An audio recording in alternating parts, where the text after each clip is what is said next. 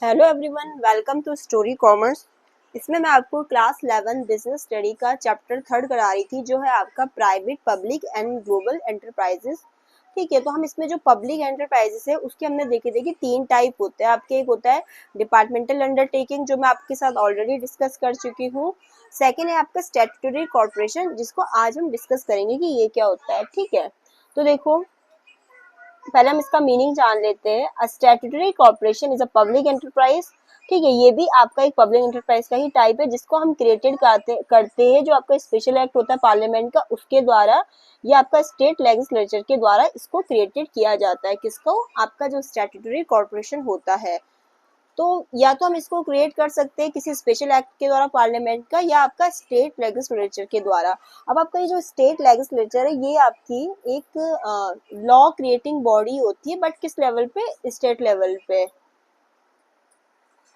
जो एक्ट है वही क्या बोलते हैं, डिफाइन करेगा कि भाई इस स्टैट्यूटरी कॉर्पोरेशन की पावर क्या है। ठीक है, कौन डिफाइन करेगा? जो आपका एक्ट है वो डिफाइन करेगा कि इसकी पावर्स क्या है, ड्यूटीज क्या है, क्या फंक्शन है, क्या रूल्स है इनके वर्किंग करने के लिए। इसको भी आपका ओन और मैनेज किया जाता है आपकी गवर्नमेंट की द्वारा, बट इनके पास अपनी फ्रीडम होती है अपने डे टू डे ऑपरेशंस को करने के लिए।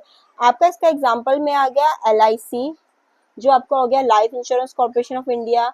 आपका RBI आ गया, रिजर्व बैंक ऑफ इंडिया। ठीक है, एयर इंडिया भी पहले इसी में आता था प्राइवेटाइजेशन होने से पहले।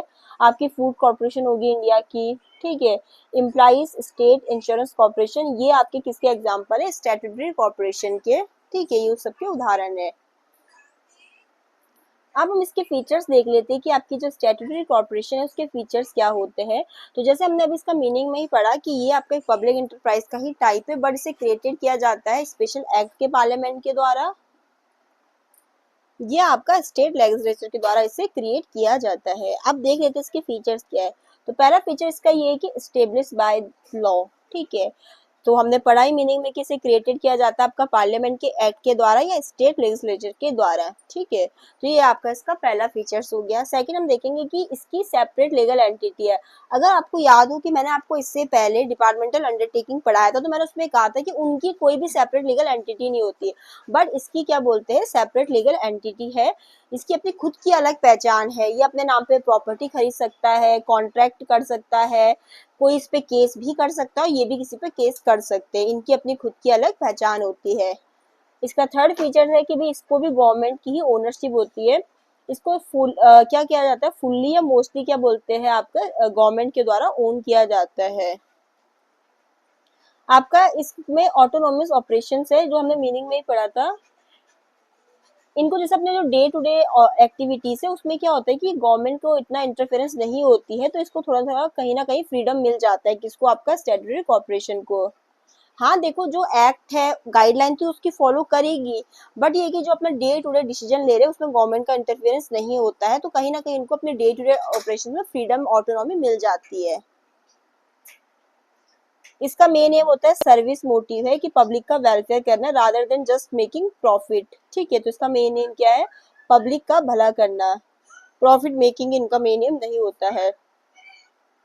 ये भी पब्लिक के प्रति अकाउंटेबल होते हैं, जवाबदेही होती है। ये रिपोर्ट्स इनकी अकाउंट जो है प्रेजेंटेड की जाती है पार्लियामेंट को या स्टेट लेजिस्लेचर को। ठीक है, तो ये भी पब्लिक के लिए अकाउंटेबिलिटी इनकी होती है। तो फीचर्स आपके काफी सिंपल है। पहला तो वही जो हमने मीनिंग में पढ़ा कि स्टेब्लिश इसको लॉ के द्वारा किया जाता है। इसकी अपनी खुद की अलग पहचान है, गवर्नमेंट इसे ओन करती है, इसको डे टू डे ऑपरेशन में फ्रीडम मिलती है आपकी। सर्विस मोटिव है, और इसकी रिपोर्ट्स अकाउंट आपके पार्लियामेंट के सामने या जो आपका स्टेट लेजिस्लेचर है वहां पर प्रेजेंट किया जाता है। अब आ जाते हैं इसके मेरिट्स पे।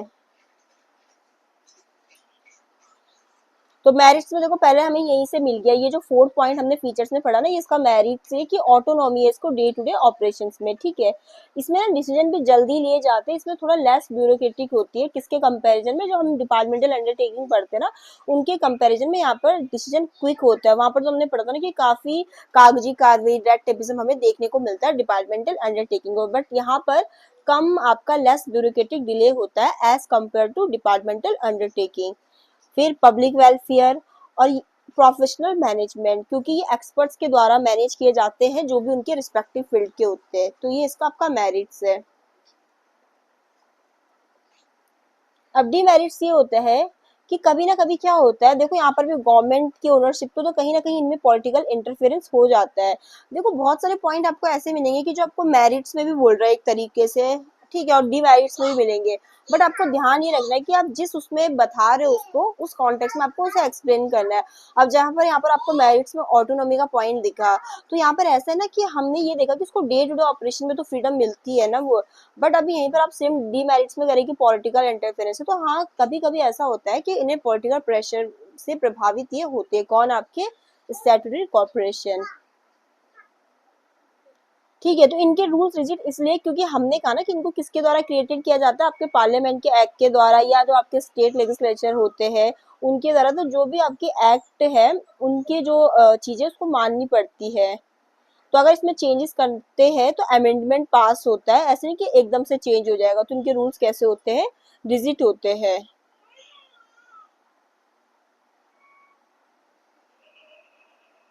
यहाँ पर कभी कभी क्या होता है, इनएफिशिएंसी इसलिए आ सकती है क्योंकि यहाँ पर लेस कंपटीशन के कारण कभी ना कहीं इनएफिशिएंसी आती है, क्योंकि हमें जहाँ पर इंसान अपनी एफिशिएंसी कहाँ दिखाता है, जहाँ पर कंपटीशन होता है ना, जहाँ पर कम्पीट करना होता है। अब कहीं पर भी अगर कंपटीशन कम है तो वहाँ पर इनएफिशिएंसी आ सकती है। फिर हमने इसके फीचर्स में पब्लिक अकाउंटेबिलिटी पढ़ा था, तो हमने अकाउंटेबिलिटी में ये है कि यहाँ पर कभी ना कभी अकाउंटेबिलिटी इश्यूज आ जाते हैं, क्योंकि कहीं ना कहीं कभी इसमें ये होता है कि ट्रांसपेरेंसी और अकाउंटेबिलिटी की कमी होती है किसमें, आपके स्टैट्यूटरी कॉर्पोरेशन में। और उदाहरण में देखो हमने आपका इसका LIC पढ़ा, जो आपका क्या LIC इंडिया जो क्या देता है, लोगों को लाइफ इंश्योरेंस सर्विस देता है, जिसका मेन एम तो ये होता है ना कि पब्लिक का वेलफेयर होना और गवर्नमेंट के लिए रेवेन्यू जनरेट करना। इसी तरीके से आपका रिजर्व बैंक ऑफ इंडिया भी हो गया, जो कंट्रोल करता है करेंसी को, मॉनेटरी पॉलिसी से। बट देखो काम तो वो आपका इंडिपेंडेंटली करता है ना। अगर आप देखो तो RBI आपकी कैसी है, मतलब उसकी खुद की अलग पहचान है, बट ये कि जो लॉ है उसके फ्रेमवर्क के अंडर रह के उसे काम को करना पड़ेगा। तो ये आपके स्टैट्यूटरी कॉर्पोरेशन का meaning, example, features, merits, demerits मैंने आपके साथ डिस्कस किया।